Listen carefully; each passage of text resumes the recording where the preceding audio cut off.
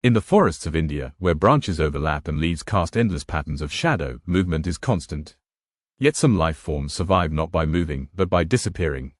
Among the branches, what appears to be nothing more than a fragment of wood suddenly breathes.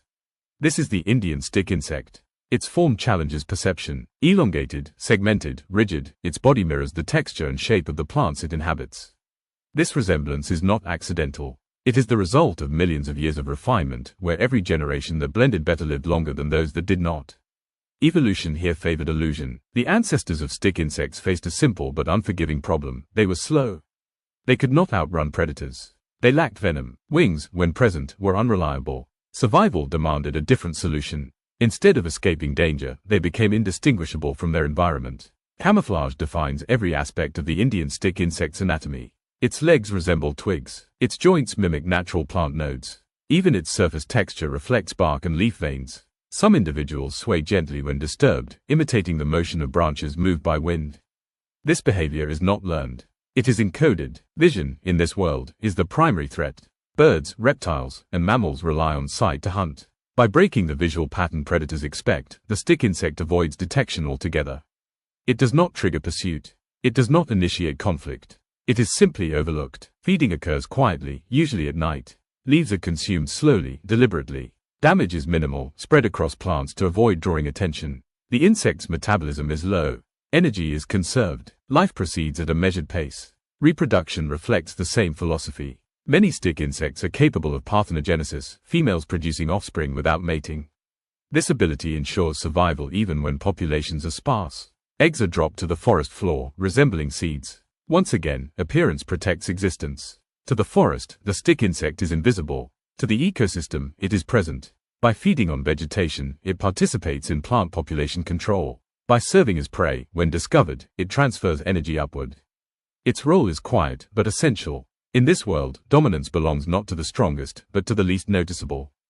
The forest does not announce its secrets. It whispers them, and among those whispers, there exists a creature so perfectly designed to disappear that even nature itself seems to forget it is alive.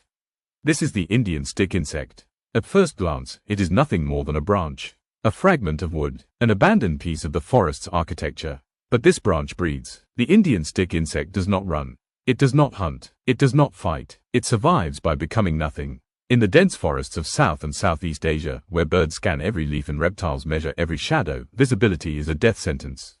Movement invites attention. Sound invites pursuit. Color invites disaster. So this insect chose another path. It chose stillness. Its body is elongated, angular, imperfectly perfect. Every joint imitates the randomness of nature.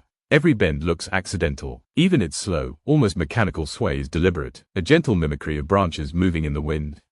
Predators look directly at it and see nothing. This is not camouflage. This is deception refined by millions of years. When danger approaches, the Indian stick insect freezes completely. Muscles lock. Breathing slows. Time, for this insect, becomes optional. Some predators rely on movement to identify prey. Others depend on contrast. The stick insect defeats both. It offers no motion, no outline, no signal. It simply exists as part of the background. But invisibility is only the first layer. If discovered, the Indian stick insect has one final trick. It can sacrifice a limb. When seized, it may detach a leg, leaving the predator confused, holding a piece of the forest that suddenly feels wrong.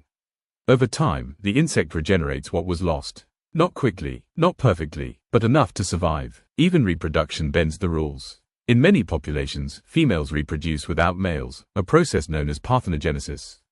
Life continues without partnership, without noise, without ceremony. Eggs fall to the forest floor, disguised as seeds, waiting patiently for the world to forget them. Weeks later, life resumes. The young hatch already knowing the only rule that matters: do not be seen.